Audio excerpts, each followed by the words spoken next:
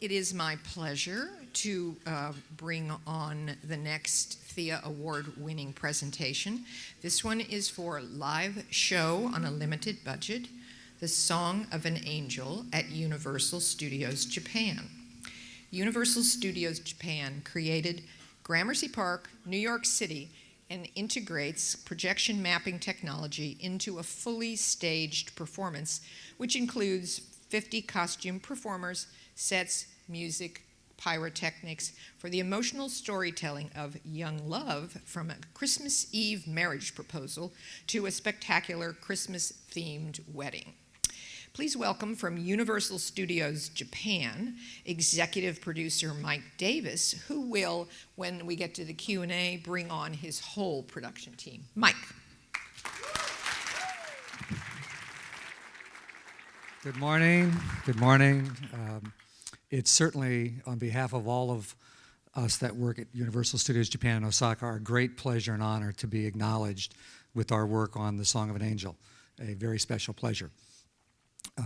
As I begin this morning, I'm going to take you a little bit through the process. I've been reflecting on, in my entire career, starting as a child performer and my 35 years in management between Disney and Universal, I've learned a couple of very key things. One is you never, ever follow children.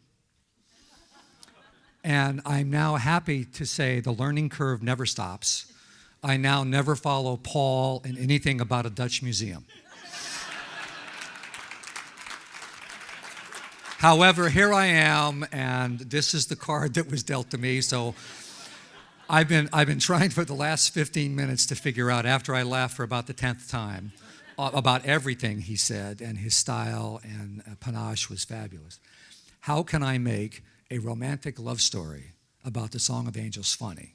And I'm somewhat blanked on that. So about halfway through the presentation, I will probably stage a heart attack, hoping that I might get some sympathy from that. And I'm very certain that at no time during my presentation will I try to connect farts and fire. Paul, that totally is your turf, and I give it to you, and please enjoy it as long as you can. This is an aerial photo of Universal Studios Japan in Osaka. We just celebrated our 13th anniversary last Monday on the 31st of March. And we're in kind of that teenage phase of growth and having a very, very exciting time. Our Song of an Angel is a special story that we put together for our Christmas celebration at Universal Studios Japan. And in it, as was mentioned, we try to combine live performance with projection mapping, pyrotechnics, a variety of additional special effects, all with live singing, fully orchestrated 60-piece orchestra recorded the soundtrack, and something on the spectacular scale for our nighttime guests. The story. We always feel like in our themed entertainment industry that story is a very important process, so we created our own original story about a couple in love, because in Japan, Christmas is thought of as a time of romance. And so we thought, what better than to get a young couple together who actually worked together originally at the Louvre Museum, because so many great romances start at work. How many people got romantic at work? Raise your hand. Okay, most of you are lying. That's fine. The rest can put your hands down. And so we start off with a progressive love story that began some years ago in Paris. Andrew and Melissa worked at the Louvre Museum. And at some time, as that developed in their relationship, the co-workers decided that they would move to New York, where after they were becoming a couple, that was the next place for them to migrate to. They got to New York, which allowed us to create a total environmental situation for the show in our Gramercy Park, New York area. During the show, there's a proposal process that Andrew proposes to Melissa in New York City in Central Park, and eventually they get married, and we do that inside St. Patrick's Cathedral. And of course, we do all of this in 22 and a half minutes, which is what our business is about, sometimes very short, quick experiences. As a part of the process, of course, we had to start with concept images, and in Japan, there's clearly a different sense of New York maybe that we might think about here in the United States. So we spent a lot of time trying to understand what are those iconic images that says New York, that says Christmas, that says romance to the guests, because about 95+% of the people that come to our park currently are Japanese. And so we're really trying to be culturally correct as we tell this story in an American setting. So after going through concept images, we begin to kind of sketch out how we will take the side of the T2 building, which is one of our attractions in our park, and if you will, transform it into New York City as we go into the evening performance.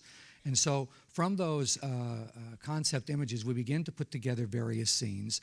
This is a little bit about the kind of process that we go of just trying to decide, once we've picked them, how do we actually apply them to those buildings?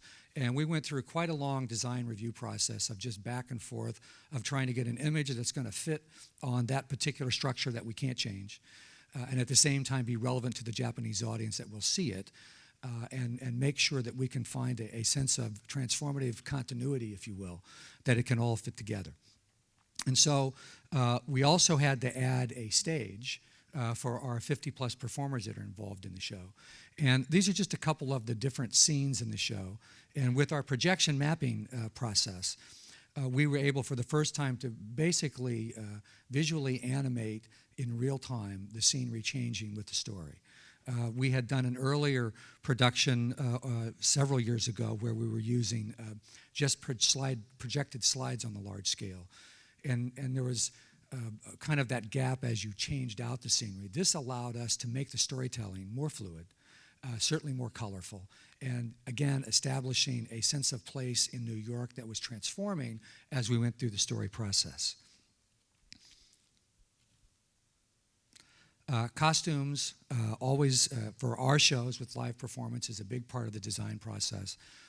Finding costumes that fit well with a set that is digitally projected with so much vibrant color that doesn't get lost in the scenery, that allows the performers to be thematically correct for the story, that allows dancers to dance, singers to sing. This is outside, by the way. Some nights we really got real snow. Because it does get cold. We ran for 54 days from mid-November to the end of the first week of January. And so in Osaka, it's not Southern California weather, it's real weather. And so we had to deal with that. So a lot of the performers had to be in clothes that allowed them to stay warm and give the right performance that we need, but at the same time represent the style and image of the show.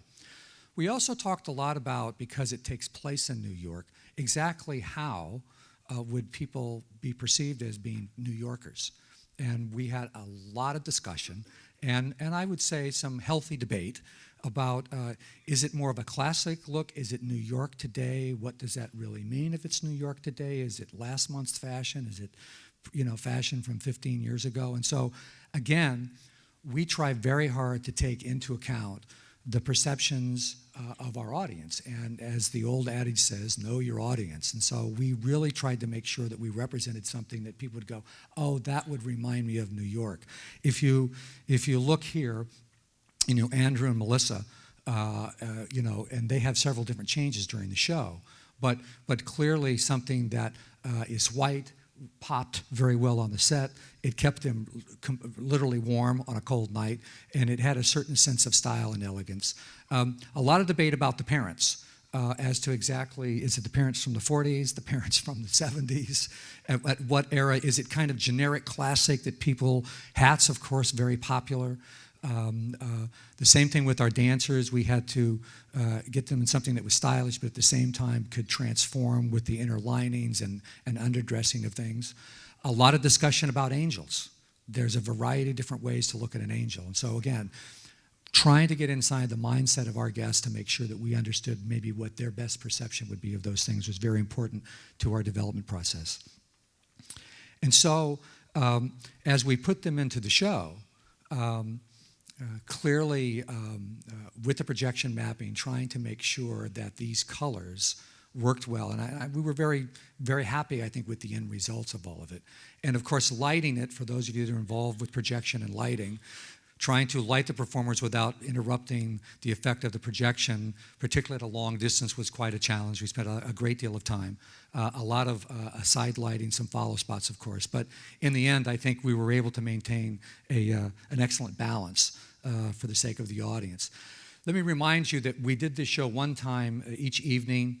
This is some of the stained glass windows inside St. Patrick's Cathedral.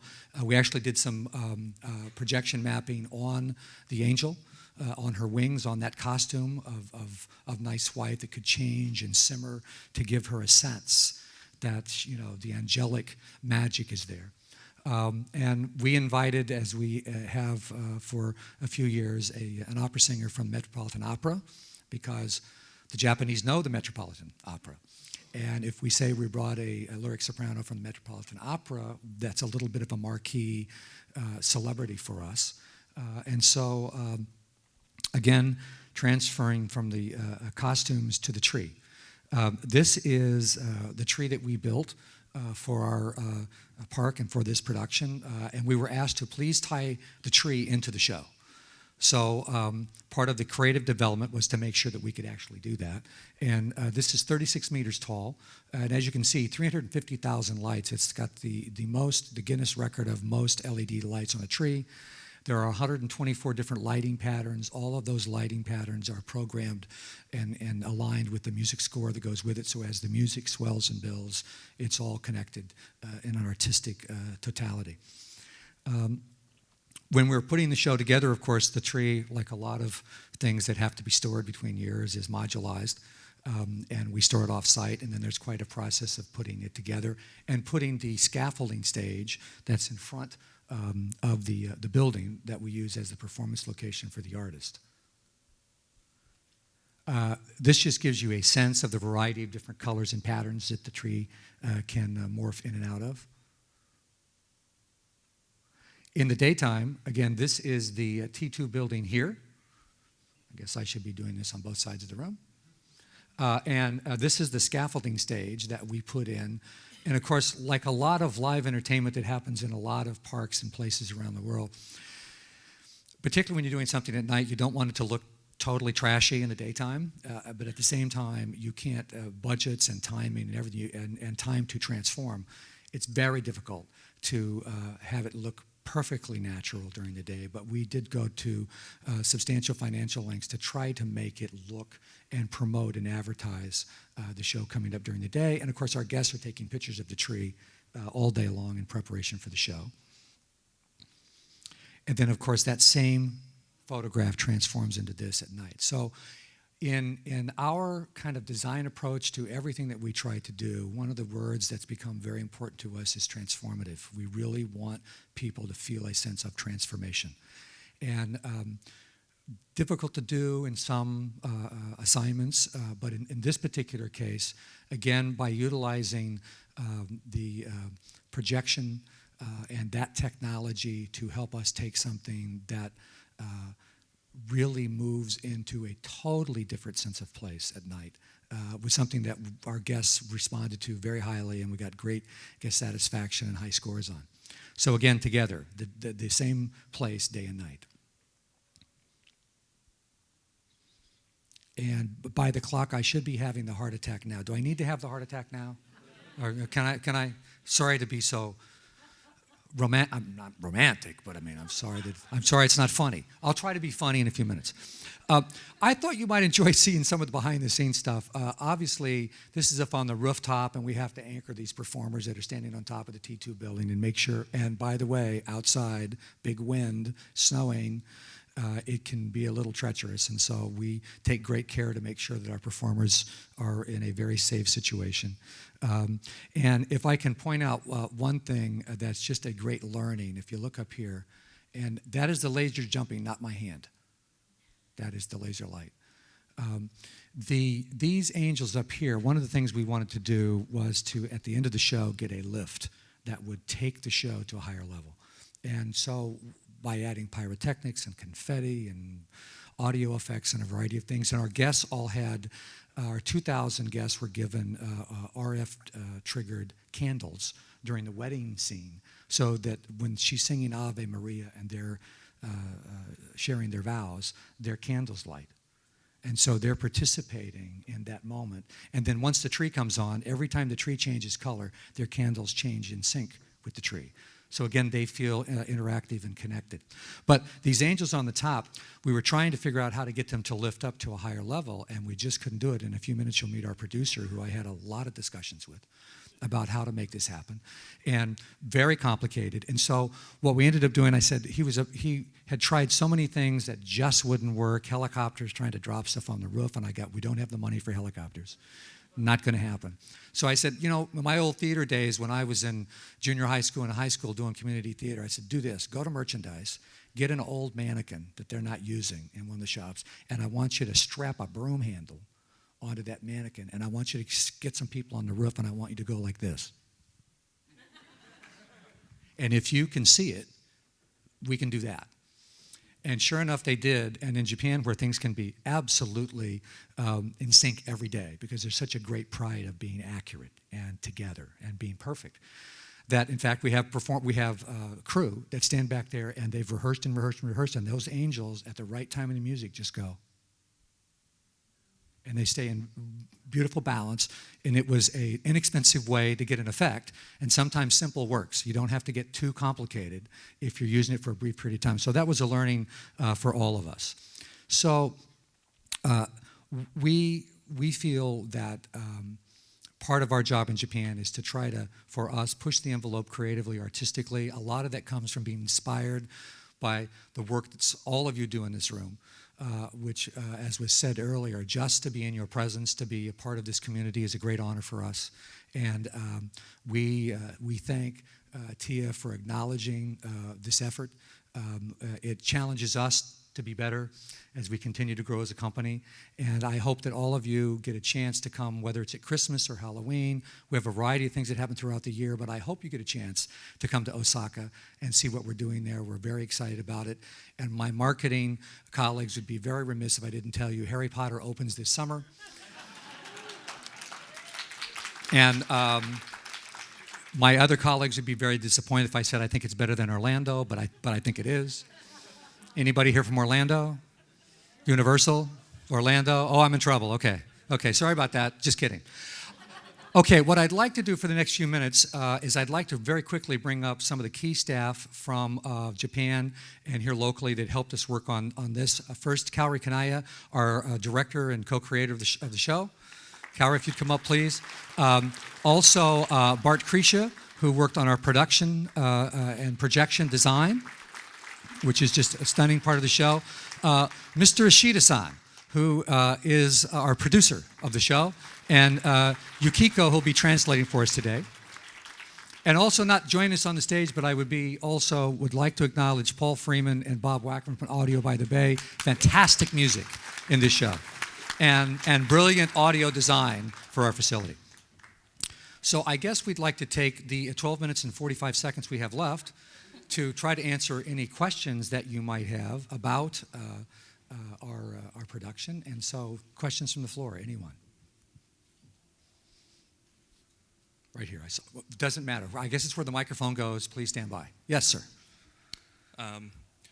It sounds like you took a lot of care and time in resolving how to tell a story based in New York and around American themes for a Japanese audience. I'm wondering if you could talk to the why you did that, why you didn't go with a purely Japanese-themed concept and idea. Well, I will start to answer that question. We believe that at our park, way up here in the top overarching design of what we do, that we are a place that is culturally blended. Most of our guests tell us they come here because it feels like America. But in fact, 95+% are Japanese, and more are coming now in Asia from around the world and in the region. But part of it for us is that's exciting to our audience, is to not have it be just a Japanese story or totally Japanese. So we sing in English. Almost all of our shows we sing in English, because even Christmas songs, they know them in English. It's not that they're all covered in the Japanese language. The dialogue when we're telling a story we do in Japanese, and so the singers are lip syncing to the dialogue, and we have 6,000 or 7,000 people on a full night that are watching this show. And so from the distance, it's perfectly fine. But they're singing live every time they sing, and there's a lot of vocal in the show. And so that's why we make those choices, because, again, in the research of our audience, they want that blending, and it's a part of our culture to be culturally blended between Japan and America. Yes? So actually, it kind of goes off that question. I was curious about the performers and whether it seems like not all the main characters are Japanese. They may be mixed ethnicities, and is that part of the blending of the cultures?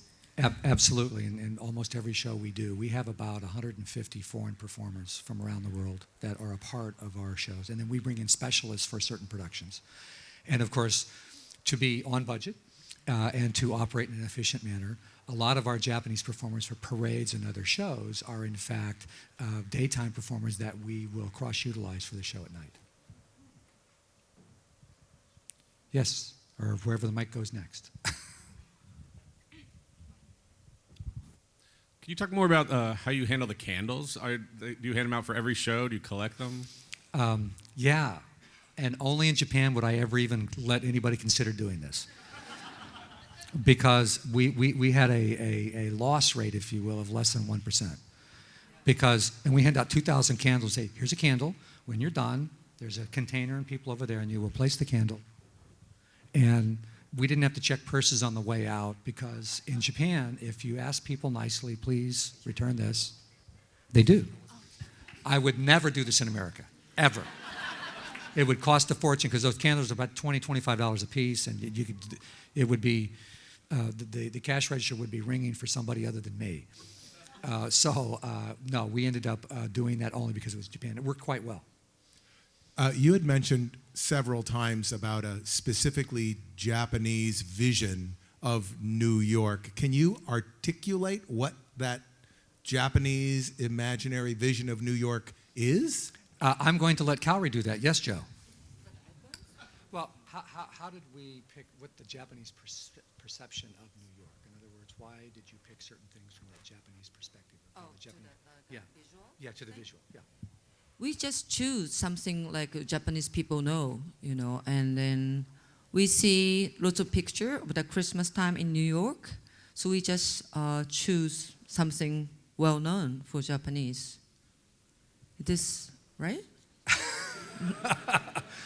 Yeah.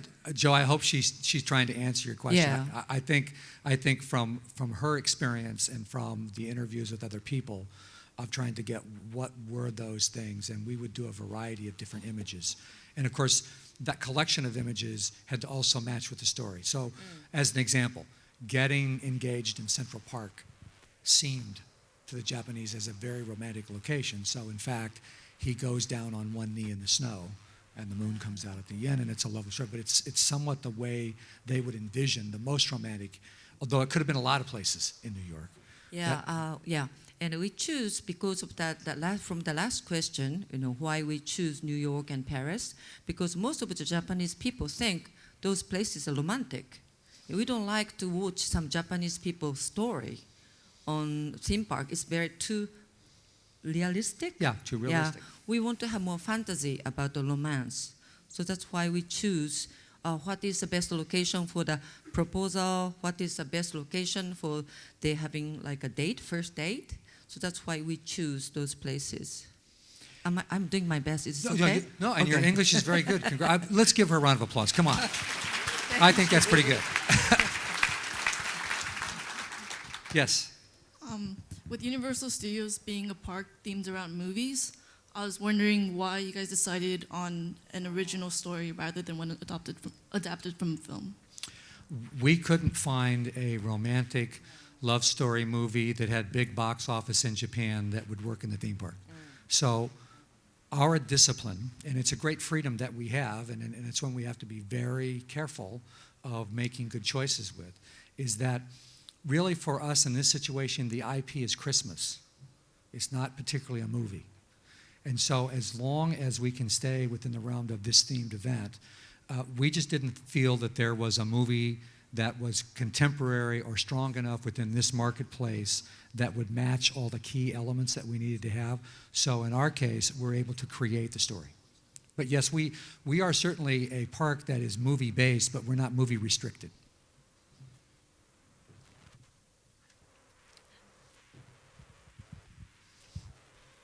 You said there are approximately 6,000 people who can watch the show at a time. Were there any challenges in how many people would be able to watch the show and have good visibility of the performers when there's no specific seating? Well, because of the space of Gramercy Park, the buildings at some point say you can't see it if you stand behind the building. So at some point, people would come early, and there's some people that can't get in to see the show, and we hope that they will come back another night. And so we, because the projections are so powerful at a great distance, and in some respects, a little farther back you are, the better it looks. We found that the sight lines work well. We try to keep the show to 22 minutes because most of the audience is standing, and it's at the end of the day, and so we try to be respectful of that. And so we're maximizing the space that was never designed to be used for live entertainment, but in fact we're adapting it to this process. So I think that from a sightline perspective, because it's up and it's elevated, everybody can clearly see. And we just find, matter of fact, I think this next year we're talking about trying to do the show twice a night, which means I have to turn the Christmas tree off to turn it back on again, which is not something creative that makes a lot of sense to me. But at some point, that's the only way to have it light in the finale of the show. But that's the space we have. And so I think by having it elevated, whether you're standing or sitting, you can still, the sight lines are very good. Very good.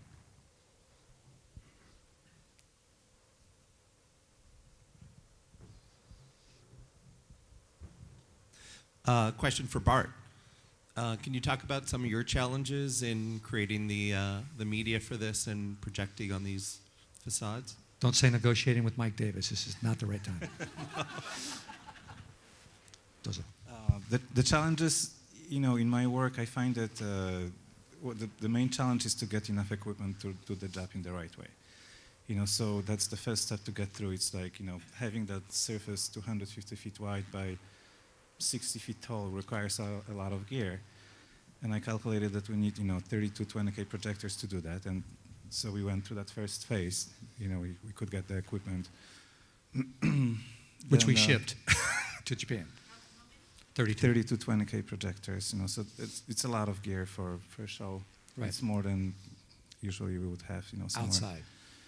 And then things, like placing the equipment is a challenge, finding a place that has all of these projectors and then shooting without obstructing, the view. Weatherproofing, all of these things, are really important to have like a 2-month-long show. But design-wise, the biggest challenges were to find a way to design the images that look, uniform across all of the buildings, having some of the buildings red brick and some of them were white, some of them were beige. So that was another challenge. I don't know what else. I can go on and on, but we only have a few minutes. Yeah, we're down to 2 minutes and 50 seconds. Does this I answer see a your hand question? over on this side. Yes, sir. Okay, thank you. Hello. So I've seen quite a few videos of Song of an Angel now, and I've really loved the show. I'm a big projection mapping fan, so I was really excited to see that. I had sort of had a question about the projection mapping. How did you guys handle the transitions from one location to another within the sets, or the scene changes? Because those were really beautiful when I was watching the videos. Bart. Yeah, it's all digital. Like we found different ways of transitioning by wiping the image, or constructing the image. Bringing the image on by turning different elements and then building them up. I think that's it. That's yeah. fine. Yeah. Other questions? Okay. Over here.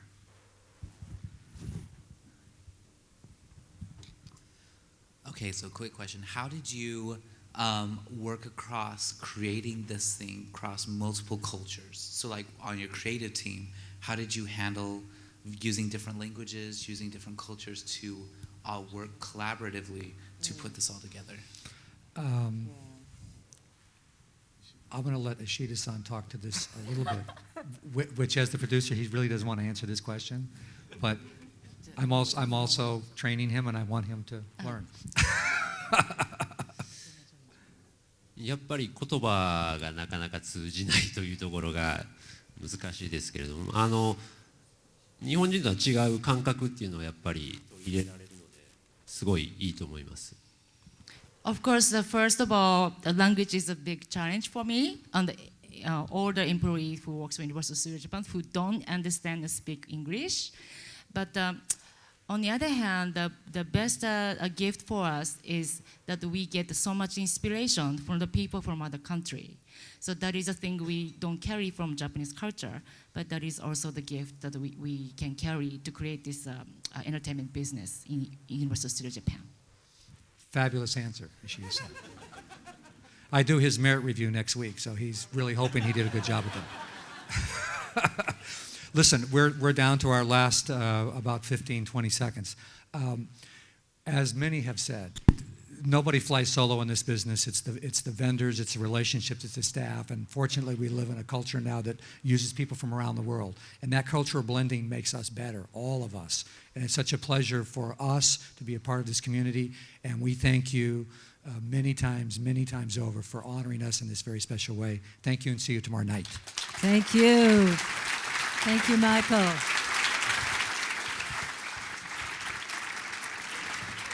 Ten-minute break, ladies and gentlemen.